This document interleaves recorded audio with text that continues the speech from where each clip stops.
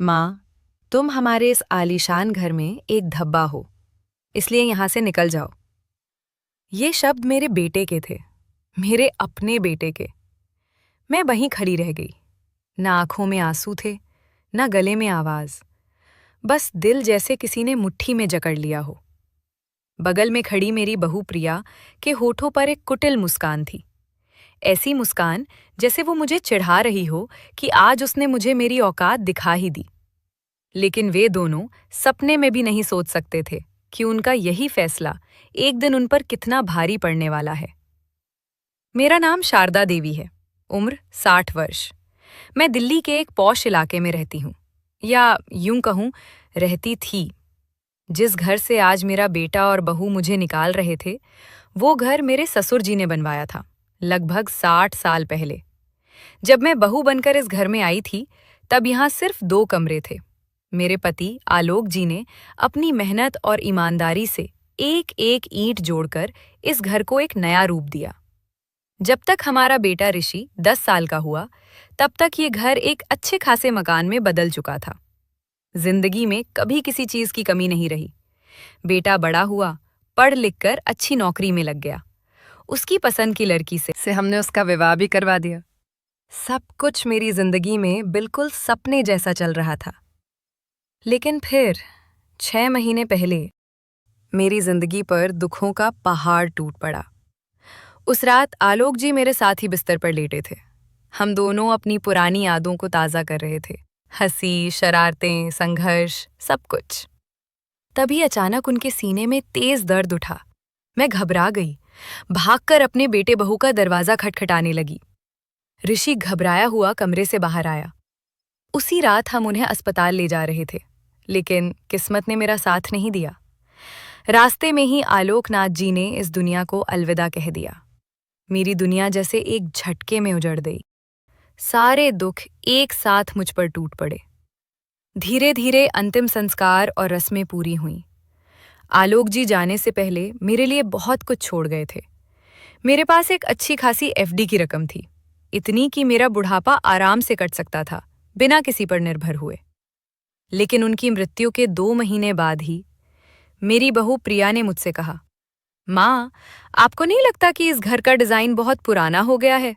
हम सोच रहे थे कि क्यों ना घर को रेनोवेट करवा लें, एकदम नए लुक में, बिल्कुल मॉडर्न। घर भी सपनों का लगेगा, वो आगे बोली। हमने पैसे जोड़ लिए हैं, बस थोड़े से कम पड़ रहे हैं। अगर आप हमारी मदद कर दें, तो अगले हफ्ते से काम शुरू हो सकता है। सिर्फ 20 लाख की जरूरत है। मैं कितनी मूर्ख माँ थी। मैंने ये नहीं सोचा कि ये पैसे मेरे पति ने मेरे लिए छोड़े थे, ताकि मेरा बुढ़ापा सुरक्षित रहे, ताकि मैं किसी की मोहताज ना बनूं। लेकिन बेटे की बातों में आकर मैंने अपनी एफडी का आधे से ज्यादा पैसा उन्हें दे दिया। 2 महीने में घर बिल्कुल बदल गया। नई टाइल्स, नई दीवारों का रंग, वाटरप्रूफिंग, चमचमाते खिड़की दरवाजे, स्विच बोर्ड से लेकर हर चीज नई। घर अब पहचान में ही नहीं आता था। एक दिन जब पूरा रेनोवेशन खत्म हो गया, उसी रात खाना खाकर मैं अपने कमरे में लेटी थी। पैरों में हल्का दर्द था। मैं धीरे धीरे अपने पैरों को सहला रही थी। तभी अचानक ऋषि कमरे में आ गया। उसने मुझे देखा और मेरे पास बैठ गया। मेरे पैर दबाने लगा। उस पल मुझे सच में बहुत सुकून मिला। मन ही मन सोचा, मेरा बेटा तो किसी श्रवण कुमार से कम नहीं। वो पैर दबाते हुए बोला, माँ, देखा, घर कितना अच्छा हो गया है, एकदम नया। और ये सबसे बड़ा कमरा तो हमने आपके लिए ही रखा है। मैं मुस्कुरा दी। हाँ बेटा, घर का तो कायाकल्प हो गया है। वो थोड़ी देर चुप रहा, फिर बोला, लेकिन माँ, घर तो नया हो गया, पर फर्नीचर और सामान तो अभी भी पुराने जमाने के हैं। मैं और प्रिया सोच रहे थे कि क्यों ना सब कुछ नया ले लें, किचन भी मॉड्यूलर करवा दें। मैंने कहा, हाँ बेटा, अब मैं तो बुढ़िया हूँ, मुझे कितने दिन रहना है? तुम लोगों को जो ठीक लगे करवा लो। वैसे अब तो तुम्हें ही यहाँ रहना है। वो पैर दबाता रहा, फिर धीरे से बोला, माँ, सब कुछ नया करवाने में करीब 20 लाख का खर्च आएगा। 10 लाख का इंतजाम हमने कर लिया है, अगर आप 10 लाख की मदद कर दें तो घर पूरी तरह नया हो जाएगा। सामने छोटा सा गार्डन, नया सोफा, नया टीवी, नए इलेक्ट्रॉनिक्स, घर बिल्कुल 5 स्टार होटल जैसा लगेगा। मैं कुछ देर चुप रही, फिर बोली, बेटा, अब मेरे पास सिर्फ 10 लाख ही बचे हैं। तुम्हारे पिताजी ने 30 लाख की एफडी मेरे नाम की थी, 20 लाख पहले ही दे चुकी हूं। अगर ये भी दे दूं तो मेरे पास क्या बचेगा? ऋषि थोड़ा नाराज हो गया। क्या मां, आपको हम पर भरोसा नहीं है? मैंने उसे संभालते हुए कहा, नहीं बेटा, ऐसी बात नहीं है। और फिर एक बार फिर मां बनकर हार गई। अगले ही दिन मैंने 10 लाख का चेक साइन करके ऋषि को दे दिया। कुछ ही दिनों में घर में नया फर्नीचर आ गया, सब कुछ चमचमाने लगा। घर पूरी तरह मॉडर्न बन गया। वहां पुरानी चीजों की कोई जगह नहीं थी। हर पुरानी चीज अब कबाड़ हो गई थी। अब उसमें उस पुराने घर की कोई झलक नहीं बची थी। और सच कहूं तो अब मुझे भी ये घर अपना सा नहीं लगता। अब इस घर में मैं कहीं भी अपनी मर्जी से नहीं बैठ सकती थी।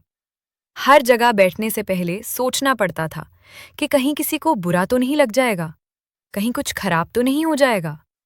अगर कभी थककर सोफे पर पैर ऊपर करके बैठ जाती तो प्रिया तुरंत भड़क उठती।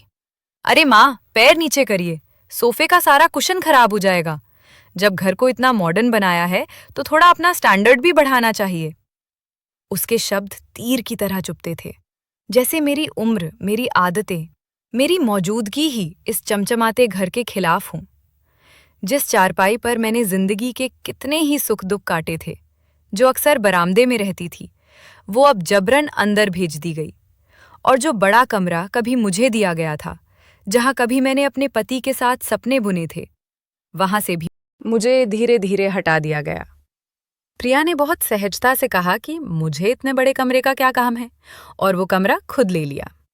मैंने कुछ नहीं कहा, न विरोध किया, न सवाल उठाया। बस चुपचाप अपना छोटा सा सामान समेटकर छोटे कमरे में चली गई। अब मेरी चारपाई उसी छोटे कमरे के एक कोने में पड़ी रहती है, जैसे मैं खुद इस घर के एक कोने में सिमट कर रह गई हूं। अब तो मेरी खांसी की आवाज भी प्रिया को चुभने लगी थी। जरा सी खांसी होती तो वो ऐसे देखने लगती जैसे मैंने कोई बहुत बड़ा अपराध कर दिया हो।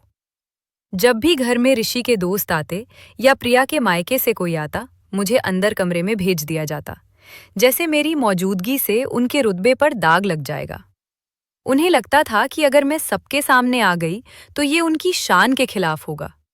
उन्हें शर्म आती थी मुझे अपनी माँ कहकर किसी से मिलवाने में। अपने ही घर में मैं धीरे धीरे कैदी बनती जा रही थी, बिना ताले, बिना जंजीरों के, लेकिन हर पल एक अदृश्य कैद में जकड़ी हुई। उनकी हर एक हरकत, हर एक बात पल पल मुझे ये एहसास दिलाती थी कि मैं उनके साथ इस आलीशान घर में रहने के लायक नहीं हूं। जो दर्द पहले इशारों में मिलता था, वही आज उनकी जुबान पर शब्द बनकर मेरे सामने आ खड़ा हुआ था। मैं अपने कमरे में बैठी आलोक की तस्वीर निहार रही थी, उस चेहरे को जिसने हमेशा मुझे हौसला दिया था। तभी ऋषि और प्रिया कमरे में आ गए। ऋषि ने बिल्कुल ठंडे स्वर में कहा, माँ, आप इस घर में अब एक धब्बे की तरह हो गई हो। हमारे स्टेटस के हिसाब से आप यहाँ सूट नहीं करती, इसलिए आपको ये घर छोड़कर जाना होगा। वैसे भी ये घर मेरे नाम है। पापा ने आपके नाम एफडी छोड़ी थी और मेरे नाम ये घर। मैं नहीं चाहता कि मेरे घर में आप रहें। आप अपनी व्यवस्था कहीं और देख लीजिए। मैं बिल्कुल सुन्न रह गई। मुझे यकीन ही नहीं हो रहा था कि मेरा वही बेटा ऋषि, जिसे मैंने 9 महीने अपनी कोख में रखा, जिसकी छोटी छोटी इच्छाओं को पूरा करने के लिए मैंने हर कोशिश की, कभी उसे किसी बात के लिए ना नहीं कहा, चाहे उसके लिए मेरे और आलोक के बीच झगड़े ही क्यों ना हुए हों। आज वही बेटा मुझे अपने ही घर में धब्बा समझ रहा था, सिर्फ इसलिए कि मैं बूढ़ी हो गई हूं, कभी कभी खांसी आ जाती है या अब पहले जैसी खूबसूरत नहीं दिखती। क्या वे एक दिन बूढ़े नहीं होंगे? क्या वे जिंदगी भर जवान ही रहेंगे? क्या वे कभी बीमार नहीं पड़ेंगे? समय सबके साथ एक सा नहीं रहता। हर इंसान एक ना एक दिन बूढ़ा होता है। और बुढ़ापा जिंदगी की वही अवस्था है जब इंसान को अपने परिवार के सबसे ज्यादा सहारे की जरूरत होती है। फिर क्यों कुछ बच्चे अपने बूढ़े माँ बाप को बोझ समझने लगते हैं? मेरा बेटा भी उन्हीं में से एक था। मैं चुपचाप अपने कमरे में सामान समेटने लगी। मुझे नहीं पता था कि मैं कहाँ जाऊंगी। अगले दिन प्रिया मेरे कमरे में आई और एकदम ठंडे स्वर में बोली, तो आपने अपना सामान बांध लिया ना? मैं कुछ नहीं बोली, बस आलोक की तस्वीर के सामने सिर झुकाए खड़ी रही। प्रिया ने मेरा हाथ पकड़ा और मुझे कमरे से बाहर खींचते हुए ले गई। मेरे पैर मेरा साथ नहीं दे रहे थे। मैं उसकी चाल की बराबरी नहीं कर पा रही थी। लड़खड़ाते लड़खड़ाते किसी तरह दरवाजे तक पहुंची। बाहर ऋषि कार में बैठा मेरा इंतजार कर रहा था और लगातार हॉर्न बज रहा था। प्रिया ने मेरा हाथ पकड़कर मुझे बाहर की तरफ धकेल दिया और कहा, अब निकल जाइए यहां से। मैं अपने इस घर में अब कोई भी दाग धब्बा बर्दाश्त नहीं कर सकती। मुझे लगा जैसे मैं वहीं टूट कर बिखर जाऊंगी। मैं मन ही मन दुआ कर रही थी कि भगवान इसी वक्त मुझे उठा ले। अब एक और जिल्लत भरा शब्द सुनने की ताकत मुझ में नहीं थी। लेकिन पता नहीं मेरे कर्म कैसे थे कि इतना अपमान सहने के बाद भी मैं जिंदा खड़ी थी। चुपचाप अपमान का बोझ ढोते हुए मैं गाड़ी में बैठ गई। ऋषि ने मुझसे कुछ नहीं कहा, बस गाड़ी तेजी से दौड़ा दी। उसने ये भी नहीं बताया कि वो मुझे कहाँ छोड़ने वाला है। मैं बस दुआ कर रही थी कि किसी ऐसी जगह छोड़े जहां कम से कम मेरा गुजारा हो जाए, चाहे वो वृद्ध आश्रम ही क्यों ना हो। लेकिन ऋषि शहर से काफी दूर एक रेलवे स्टेशन के बाहर मुझे ले गया। ऐसी जगह जहां दूर दूर तक न कोई मुझे पहचानता था न ऋषि को। उसने कहा, माँ, अब आप नीचे उतरिए। मैंने पूछा, यहां मैं कहाँ रहूंगी? क्या तुमने यहां मेरे लिए कोई कमरा देखा है? ऋषि ने बेरुखी से कहा, प्लीज मॉम, क्या आपको लगता है मेरे पास इतना बजट होगा कि मैं आपके लिए अलग से कमरा बुक करूं, आपको 5 स्टार सूट में ठहराऊं? ऐसा कुछ नहीं है। ये रेलवे स्टेशन है, यहाँ बहुत से लोग होते हैं, कोई ना कोई मदद कर देगा, इसलिए मैं आपको यहाँ लेकर आया हूँ। मुझे लगा जैसे किसी ने मेरे कानों में पिघला हुआ गरम लोहा डाल दिया हो। मेरा बेटा भरी दोपहर मुझे रेलवे स्टेशन के बाहर छोड़कर जा रहा था। न रहने का ठिकाना, न खाने का सहारा, और इन सब बातों से उसे कोई फर्क भी नहीं पड़ रहा था। कैसी विडंबना थी कि जिस बेटे को मैंने राजकुमार की तरह पाला, वही मुझे नौकरानी से भी गिरी हालत में छोड़कर जा रहा था, सिर्फ इसलिए कि मैं बूढ़ी हो गई थी और उसके घर की शोभा नहीं बढ़ा सकती थी। मेरी हिम्मत नहीं हो रही थी कि दरवाज़ा खोलकर नीचे उतरूं। तब ऋषि खुद उतर कर आया, मेरा दरवाज़ा खोला, जबरदस्ती मुझे बाहर निकाला, मेरा सामान मेरे हाथ में पकड़ा दिया और बिना पीछे मुड़े तेजी से गाड़ी भगा ले गया। मैं वहीं रेलवे स्टेशन के बाहर खड़ी रह गई। लोग आते जाते रहे, सब अपनी अपनी जिंदगी की भाग दौड़ में लगे थे। किसी को कहीं पहुंचना था, कोई कहीं से लौट रहा था, पर मेरा क्या? न मेरी कोई मंजिल थी, न कोई सहारा, न कोई घर, न कोई ठिकाना। मैं स्टेशन के बाहर सीढ़ियों पर अपना झोला रखकर बैठ गई। घंटों रोती रही, अपने जीवन की घटनाएं याद करती रही। सुबह से कुछ खाया नहीं था। धीरे धीरे रात हो गई और मैंने अब तक कुछ भी नहीं खाया था। कई लोग भीख मांगते दिखे, पर मेरा आत्मसम्मान इसकी इजाजत नहीं दे रहा था कि मैं हाथ फैलाऊं। भूख से पेट में मरोड़ उठ रही थी, होंठ सूख चुके थे, फिर भी मैं वहीं बैठी रही, न खाना न पानी। उसी रेलवे स्टेशन पर ठंड से कांपते हुए रात काटी। नींद नहीं आई, बस हर पल भगवान से दुआ करती रही कि मुझे अपने पास बुला ले। अब इस तिल तिल कर मारती जिंदगी में और नहीं रहना चाहती थी। धीरे धीरे रात गहराई, फिर सवेरा हुआ। स्टेशन पर चाय की महक फैलने लगी, दुकानें खुलने लगी। कोई चाय बना रहा था, कोई पकौड़े तल रहा था। मैं वहीं जर सी बैठी सब देख रही थी। सुबह 6 बजे एक ट्रेन आई। अनाउंसमेंट से पता चला कि वो दिल्ली से आ रही थी। लोग आते जाते रहे, मेरी भूख और तेज हो गई। लगा अब आत्मसम्मान को दांव पर लगाकर भीख मांगनी पड़ेगी। मैं इन्हीं ख्यालों में डूबी थी कि तभी किसी की आवाज मेरे कानों में पड़ी, शारदा जी। एक पल को लगा जैसे मेरे कान बज रहे हों, शायद दिमाग मुझे धोखा दे रहा हो। मैंने ध्यान नहीं दिया, लेकिन फिर वही आवाज आई, शारदा जी, आप यहाँ? मैं मुड़ी तो देखा करीब 50-55 साल का एक बुजुर्ग व्यक्ति हाथ में ब्रीफकेस पकड़े मेरी तरफ बढ़ रहा था। मैंने ध्यान से उनके चेहरे को देखा। दिमाग अतीतेत की गलियों में दौड़ने लगा और अचानक यादों का सैलाब उमड़ पड़ा। एकाएक मेरे मुंह से निकल पड़ा, सुनील जी, सुनील जी। हाँ, वही सुनील जी, मेरे पति आलोक जी के कानूनी सलाहकार, उनके वकील और वर्षों पुराने मित्र। वे मेरे पास आए और बोले, अरे भाभी जी, आप यहाँ क्या कर रही हैं? उनके मुंह से ये शब्द सुनते ही जैसे मेरे भीतर जमा सारा दर्द एक साथ बाहर आ गया। मेरी आंखों से आंसू बहने लगे। मैं फूट फूट कर रोने लगी और रोते रोते उन्हें अपनी पूरी कहानी सुना दी। वे हैरान थे, बोले, आपके साथ इतना बड़ा अन्याय हुआ है, मुझे तो यकीन ही नहीं हो रहा कि ऋषि कब से इतना पत्थर दिल बन गया। फिर कुछ पल रुककर बोले, खैर, मुझे आपसे एक जरूरी बात करनी थी। इसके लिए मैं कुछ दिनों बाद आपके घर आने ही वाला था, लेकिन मुझे उम्मीद नहीं थी कि आप मुझे इस हालत में यहाँ मिलेंगी। अब तो ये बात आपको बताना और भी जरूरी हो गया है। आलोक ने मुझे ये बात कही थी, लेकिन उन्हें मौका नहीं मिला आपको बताने का। मेरा फर्ज बनता है कि मैं आपको सच्चाई से परिचित कराऊं, पर उससे पहले आप यहाँ से चलिए। आपकी हालत बहुत खराब है। अगर आप यहाँ और रुकीं तो तबीयत और बिगड़ सकती है। मैं चुपचाप अपना झोला उठाकर सुनील जी के पीछे पीछे चल दी। उनके ड्राइवर ने हमें लिया और थोड़ी ही देर में हम उनके घर पहुंच गए। उनका घर बहुत बड़ा नहीं था, लेकिन छोटा सा, सलीके से सजा हुआ, सुकून देने वाला। जैसे ही मैं घर के अंदर पहुंची, उनकी पत्नी ने मुझे देखा और पहचान गई। मेरी हालत देखकर वो एकदम घबरा गईं और बोली, भाभी जी, आपकी ये हालत कैसे हो गई? सुनील जी ने उन्हें आंखों से इशारा किया, जैसे कह रहे हों कि मेरे जख्मों को और ना कुरे दें। वो समझ गईं और बिना कुछ कहे रसोई में चली गईं। थोड़ी देर में चाय और नाश्ता लेकर आईं। मैं कल से कुछ भी नहीं खा पाई थी। जैसे ही मेरे सामने सैंडविच और चाय आई, मैं खुद को रोक नहीं पाई, टूट पड़ी और जल्दी जल्दी खाने लगी। मुझे खाते देख उनकी पत्नी की आंखें भर आईं। सच है, भूख न उम्र देखती है न हैसियत। मेरी हालत भी कुछ वैसी ही थी। जब पेट में कुछ गया तो थोड़ी राहत महसूस हुई। मैं वहीं बैठी थी कि तभी सुनील जी अपने कमरे से एक फाइल लेकर आए और बोले, भाभी जी, ये आपके पति की अमानत है। ये वो फाइल है जिसमें आलोक ने अपनी वसीयत लिखी थी।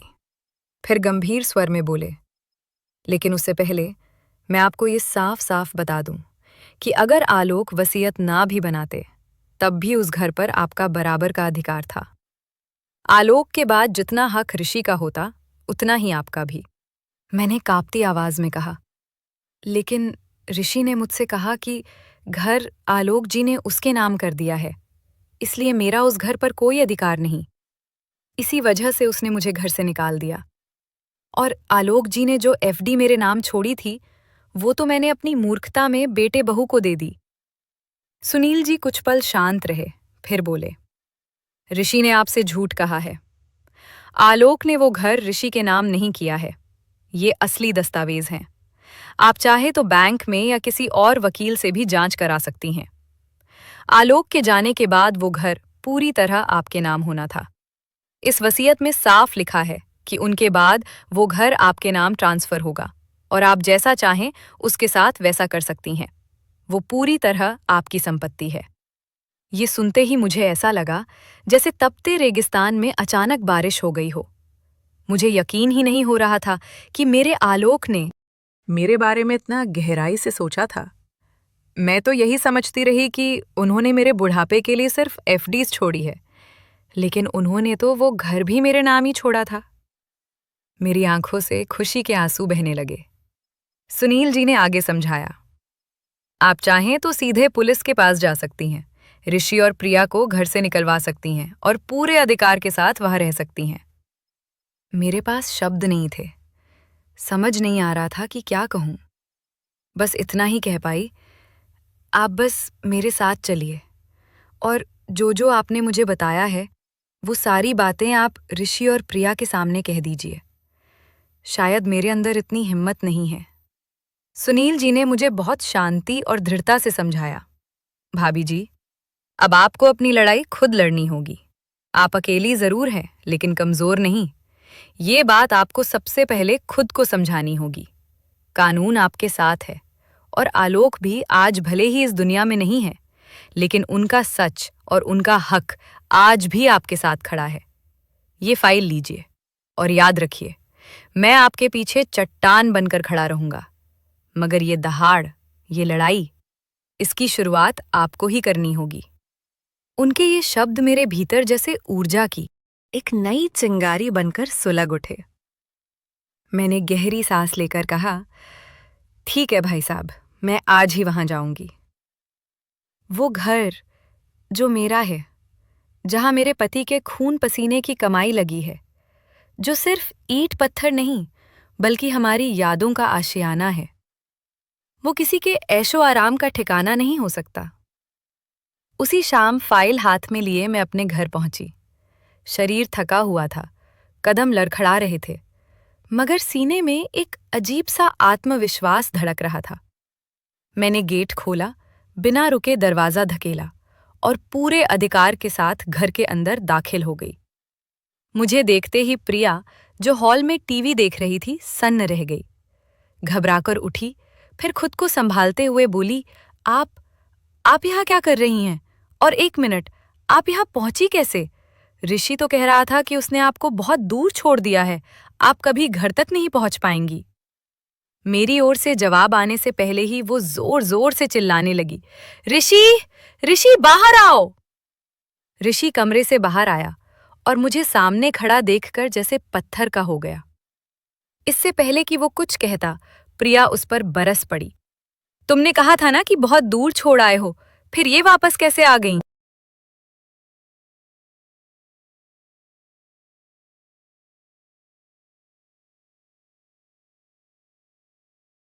ऋषि ने झल्ला कर कहा, अरे मैं तो दूर वाली रेलवे स्टेशन पर ही छोड़ आया था। एक बार छोड़ चुका हूं तो क्या दोबारा नहीं छोड़ सकता? इस बार तो दूसरे शहर ही ले जाकर छोड़ दूंगा। तभी मैंने अपना हाथ आगे बढ़ाया और गुस्से से चीख पड़ी, बस, बहुत हो गया तुम दोनों का नाटक। तुम लोगों ने मुझे क्या समझ रखा है? कोई फालतू सामान या कचरा जिसे जब चाहो जहां चाहो फेंक दो? अब इस घर से मैं नहीं, तुम दोनों जाओगे, और वो भी अभी, इसी वक्त। प्रिया व्यंग भरी मुस्कान के साथ बोली, अच्छा, हम इस घर से जाएंगे? क्यों जाएंगे? ये घर हमारा है। हम जिसे चाहेंगे यहाँ रखेंगे, जिसे चाहेंगे निकाल देंगे। आप जैसे बोझ को हम बर्दाश्त नहीं करेंगे, इसलिए चुपचाप निकल जाइए। मुझे जबरदस्ती करने पर मजबूर मत कीजिए। उसके शब्दों ने मेरे जख्मों को और गहरा कर दिया, मगर मैं डरी नहीं। मैंने कड़े स्वर में कहा, क्या कहा तुमने? ये घर तुम्हारे नाम पर है? झूठ, सरासर झूठ।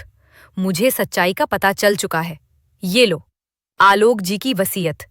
इस वसीयत के मुताबिक ये घर मेरे नाम पर है, और वैसे भी अगर उन्होंने वसीयत ना भी बनाई होती, तब भी इस घर पर मेरा आधा हक था। गलती मेरी थी कि बेटी के प्यार में बहकर मैंने अपने अधिकार भूल दिए, लेकिन अब मैं सब समझ चुकी हूं। अब न तुम्हारे बहकावे में आऊंगी, ना तुम्हारे डरावे में। मेरे साथ अब कानून है, पुलिस है। अगर तुमने जरा सी भी जबरदस्ती की तो मैं सीधे थाने जाऊंगी।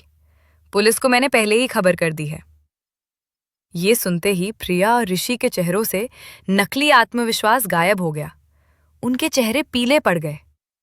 प्रिया ने हड़बड़ाकर कहा, ये सब झूठ है, ये कागज नकली हैं। खैर, अगर आपको रहना ही है तो किसी कोने में रह लीजिए, बेवजह बखेड़ा खड़ा मत कीजिए। मैंने दहाड़ते हुए जवाब दिया, मैं कोने में नहीं, पूरे घर में रहूंगी, और तुम दोनों को तो कोना भी नसीब नहीं होगा। चुपचाप अपना सामान उठाओ और निकलो, नहीं तो थोड़ी देर में मेरा वकील और पुलिस यहां होंगे। ऋषि का लहजा अचानक बदल गया। वो पास आया और मीठी आवाज में बोला, माँ, आप गुस्से में क्या बोल रही हैं? बैठकर बात करते हैं ना, फालतू में बात का आतंक क्यों बना रही हैं? आप इस घर में रह लीजिए, जहां मन करे वहां रहिए। मैंने उसका हाथ झटकते हुए कहा, तुम होते कौन हो मुझे रहने की इजाजत देने वाले? जब ये घर मेरा है तो मुझे तुम्हारी परमिशन की जरूरत ही क्या है? प्रिया बीच में कूद पड़ी। मम्मी जी, अब आपका नाटक बहुत ज्यादा हो रहा है। एक रात ही तो बाहर रहीं, वापस तो आ ही गईं, अब आराम से रहिए। मेरी आंखों में आंसू भर आए, लेकिन आवाज अब भी मजबूत थी। मैंने कहा, जब तुम लोगों ने मुझे बाहर निकाला था तब ये समझदारी कहाँ थी? अब मैं तुम्हारी एक भी बात नहीं सुनूंगी। अभी इसी वक्त घर छोड़ो। बात हाथ से निकलती देख दोनों मेरे पैरों में गिर पड़े। रोते हुए बोले, प्लीज ऐसा मत कीजिए। अगर हमें निकाल दिया तो हम कहाँ जाएंगे? ऋषि के आंसू मेरे दिल को पिघला रहे थे। माँ का दिल आखिर माँ का ही होता है। खुद को संभालते हुए मैंने कहा, ठीक है, मैं तुम्हें बाहर नहीं निकालूंगी। प्रिया के चेहरे पर पल भर को मुस्कान आई, लेकिन अगले ही पल मैंने कहा, तुम दोनों इस घर में रहोगे, मगर पीछे के एक कमरे में, और उसका किराया मुझे हर महीने दोगे। ये सुनते ही उनके पैरों तले जमीन खिसक गई। प्रिया बोली, माँ बाप अपने बेटे बहू से किराया लेते हैं? मैंने उसकी आंखों में आंखें डालकर कहा, मैं लूंगी, क्योंकि बेटा बहू अपनी माँ को इस तरह घर से बाहर नहीं निकालते। अब उनके पास कोई रास्ता नहीं था। चुपचाप उन्होंने अपना सामान पीछे वाले कमरे में शिफ्ट कर लिया। मैंने ऊपर कमरे किराए पर दे दिए। उस पैसों से घर के काम के लिए एक काम वाली और अपने लिए एक रसोइया रख लिया। अब मैं आज़ाद थी, अपने फैसलों में, अपनी सांसों में, अपने जीवन में। मैं सुबह टहलने जाती, जब मन होता अपनी पसंद की चीजें खरीदती, अपने आलोक जी की यादों के साथ जीती। मैं फिर से जीना सीख चुकी थी। अब मेरी जिंदगी किसी के रहम पर नहीं, मेरे अपने आत्मसम्मान पर टिकी थी। तो दोस्तों बताइए, क्या मैंने अपने बेटे बहू के साथ सही किया? अपने विचार कमेंट्स में जरूर लिखिए। वीडियो पसंद आए तो लाइक करें, अपने दोस्तों और रिश्तेदारों के साथ शेयर करें और चैनल को सब्सक्राइब करना ना भूलें। जाते जाते अपने शहर का नाम भी कमेंट्स में लिखिए। राधे राधे।